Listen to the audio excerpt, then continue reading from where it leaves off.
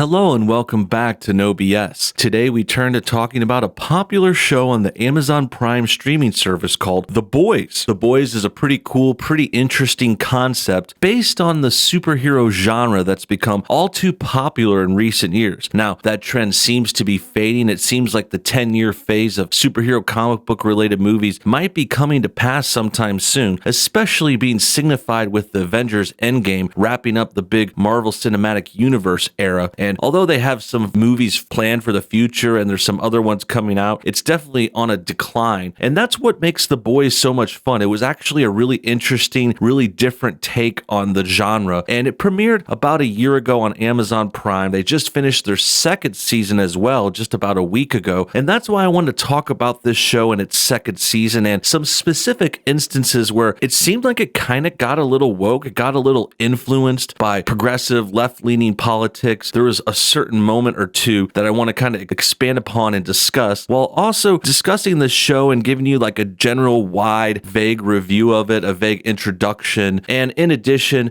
talking about what I liked, what I didn't like, and give you guys the breakdown as usual. So to start things off, the biggest kind of glaring woke move from the recent season was they girl washed the main villain. So they introduced this new character. This character was from the comics as well. It was based on The Boys, a comic book series, and they brought in this new character and they girl washed the villain. And I think you're going to realize why once we get into this and discuss it further. So before we get to that girl washed villain though, let's just explain the series. Essentially, The Boys is about this kind of underground group of normal humans who are trying to stop the superheroes in their universe. Now, this universe kind of resembles a mix of Marvel and DC. There's this superhero team that's called the Seven, and they're kind of like the Avengers or the Justice League. They're like a group of obviously 7 heroes, and they all have their different little things like you'd expect. Like Homelander's the leader. He flies. He has laser eyes. He's kind of like Superman. Then there's Maeve, who's like kind of like a Wonder Woman counterpart. And each hero kind of reflects on other heroes, but that's not really the point. In this universe, the heroes are actually really, really bad. They're corrupted. They're actually owned by this corporation called Vought, who uses the heroes to kind of like get power and control. And they put on this front of them being like the Justice League or the superhero group, but behind the scenes, it turns out they're actually not that good. They actually have covered up a lot of crimes and bad things they've done. And that's essentially the setup. And that's what happens throughout the first season. You discover that these heroes have done bad things. They've killed people. They've helped bad people. And they're not really the heroes you'd expect like in a regular Superman or Batman type movie or show. So from there, The Boys is actually the counter hero group. It's a group of mostly humans. There actually is a couple superheroes that end up teaming up with them, but essentially they're called The Boys. It's a group of guys and a couple girls that join them as well, but they're trying to stop the heroes. And yeah, the first season was really great. It was really interesting. It was cool to see this concept play out on video. It's a very edgy kind of comic that was,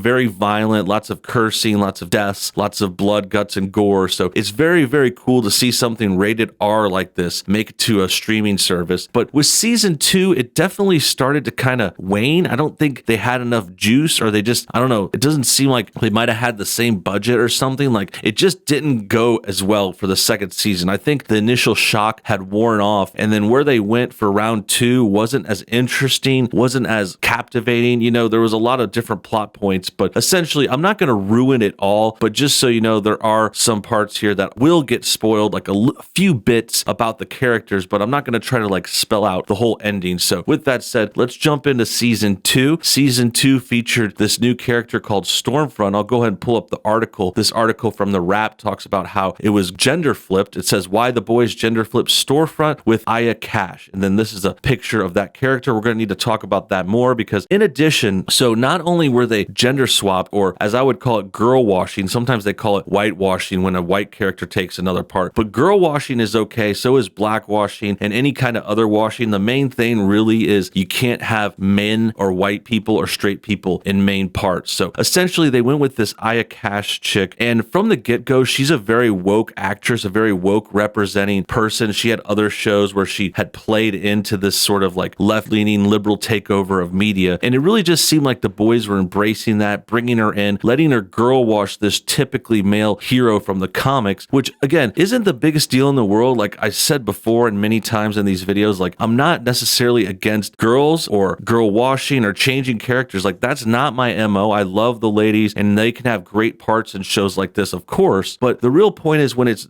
coupled with all this liberal politics and what's going on in the world today, and you'll see other references in this season that we're going to get to that really show that it's a combination of things that make it this kind of progressive garbage. Now, did it ruin the show? Was this the reason this season was bad? Maybe partially. I don't think it totally did it. I think it more had to do with the story and maybe it not going anywhere. In addition, there's another actor on the show, the Quaid guy, like the main younger guy on the show. He's come out very progressive. He's come out against Trump and said some very crazy things about the president and politics. So it goes in line with the way the show has been going over the last year with this new character. They're gender washing it, gender flipping it to this girl. And in addition, the other part about this villain that needs to get explained is the fact that they came from Germany. This character is like a German character that was actually a hero that their army made a long time ago. I believe it was during the time of World War II. So you all know that World War II had these bad people in Germany at the time. They did many bad things. And that's where this character actually originally comes from. You could see in this new version, she switches over and is American. She has American flags now, but she's kind of like secretly German, secretly bigoted, and has this kind of background to her because also she happens to be really old. She doesn't age. So she's actually from that era and turns out to be like racist and stuff like that. Now, that is something that was in the comics too. I'm not sure to what degree they played into that, but it does come up now at an interesting time. This is a time in our history in America where everyone gets called a 1940s German. Everyone's using that word that they used to use, that they used to call themselves. And the leftists just love calling that to everyone. They call every conservative a 40s German. They call Trump one. They call every single person they don't like that term. So to see it play out in a show like this that's run by progressive people, starring progressive people, it definitely is a sign that they're going that way too. They're bringing that up for a reason. And lastly, I'll get to this article, but I do want to just mention the third kind of main woke point before we expand more on this and read why they think this person was gender swapped. But the other last point is there is a beatdown moment at the end of the season. Like I said, I'm trying not to reveal too much spoilers, but essentially they had this girl power moment that was very similar to what they had in Avengers Endgame. Actually, we mentioned that earlier, and there was a lot of like woke stuff coming into Marvel at the end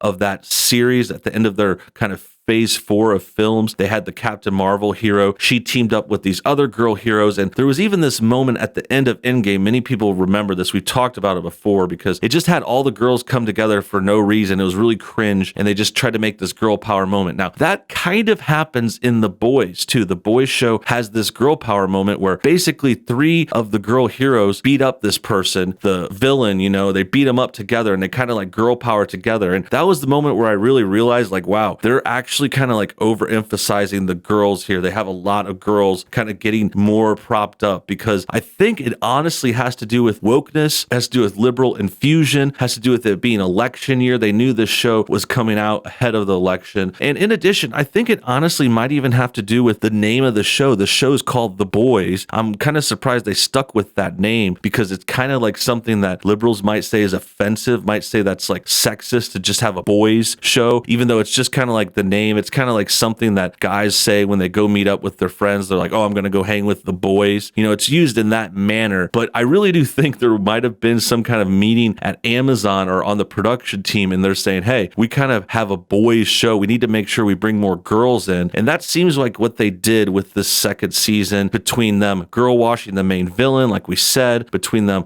also on the side, bringing in that 40s German stuff. And then lastly, like I just said, they had that girl power moment where it was like all the girls are super powered, ganging up on the bad person. And it just all goes together to show why this kind of show kind of fell downhill. So with that said, let's read into the article and see what else is going on. Aya Cash joins the boys in season 2 as the newest member of the Seven. Aside from being a constant thorn in Homelander's side, Cash's version of Stormfront marks the Amazon series' biggest change from the comic book it's based on. In Garth Ennis and Derek Robertson's 72-issue run, Stormfront is male, but showrunner Eric Kripke had a very specific reason reason for changing the character into a female for the TV version. We wanted to sort of create Homelander's worst nightmare, and his worst nightmare would be a strong woman who wasn't afraid of him and proceeded to steal his spotlight, Kripke said Thursday during a virtual CTAM panel to promote the season. I think that would hurt him way more than if it were a male character because he is a gaping hole of insecurity. So we're getting the kind of initial explanation. I'm not really sure if I'm buying it. It sounds like more of an excuse. It sounds like what you'd say to the press, like that's your strong kind of front,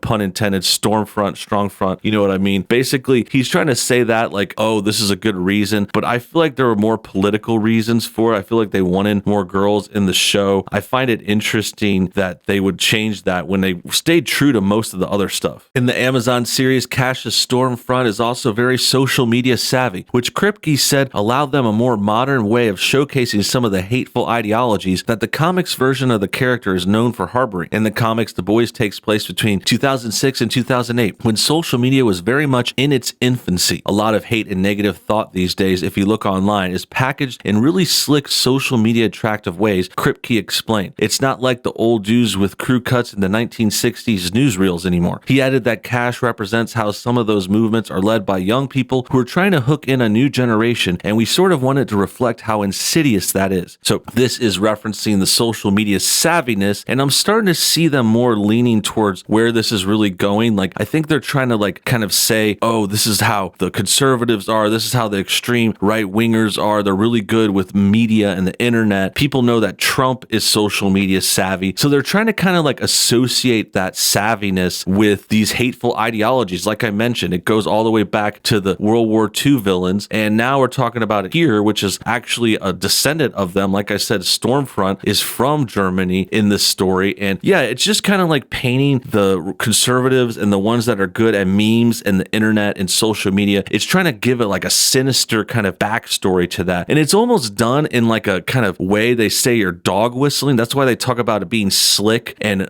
highly produced and well done. They're trying to like imply there's like a bad side to that, and surely there is. If this was actually being said honestly and straightforwardly, like obviously there's people that make propaganda that's slick, that's trying to manipulate people to bad things, but that's not what real right-wingers are going for. That's not what real actual like Trump people are. I think that's the implication, is that all conservatives kind of have this secret trick to media and they trick people and like dog whistle them or whatever, gaslight people and stuff like that. But it's just not true. Really, it's just the liberals kind of making up this backstory because they're losing the battle. They can't handle social media. They can't make memes. They're not good at gathering an audience and like making people interested in what they have to say. They have to force people to do what they want. They're the authoritarian communist side, and they're just jealous that we can win votes and get people on our side through actual truth, fact, and interesting takes and jokes. That about wraps things up. Hope you guys enjoyed today's video. Let me know what you think in the comments below. Tell me if you watched The Boys, if you enjoyed the first or second season. What do you think about them girl washing Stormfront and all these other things mentioned in the video? Hopefully you have time to comment. Also, if you have a chance, hit the like button, subscribe if you're new, and we'll see you on the next video.